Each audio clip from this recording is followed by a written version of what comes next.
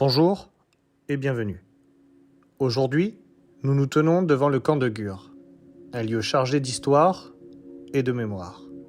Situé dans le sud-ouest de la France, ce camp a été témoin de nombreuses souffrances et de tragédies pendant la Seconde Guerre mondiale.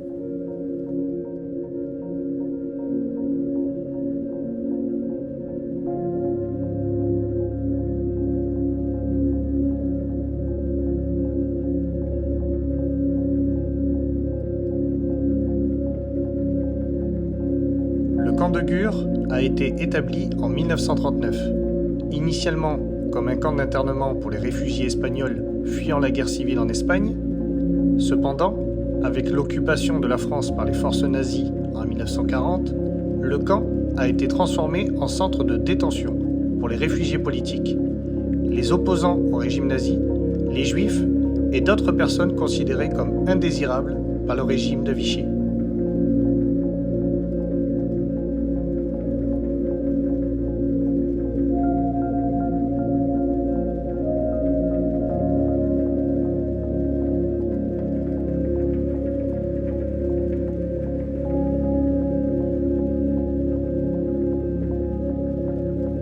Les conditions de vie à Gurs étaient extrêmement difficiles.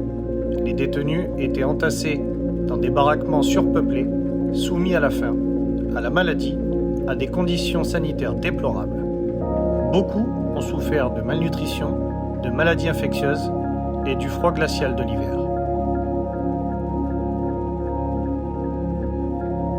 Pendant son existence, des milliers de personnes ont été déportées depuis Gurs vers les camps d'extermination nazis, notamment Auschwitz. Pour beaucoup, le camp de Gurs était le dernier lieu de liberté avant une mort certaine dans les chambres à gaz nazies. Au cœur du camp de Gurs se trouve son cimetière, un lieu de mémoire et de recueillement pour les milliers de personnes qui ont péri ici. Les tombes, simples et modestes, témoignent de la tragédie humaine qui s'est déroulée dans ces lieux sombres.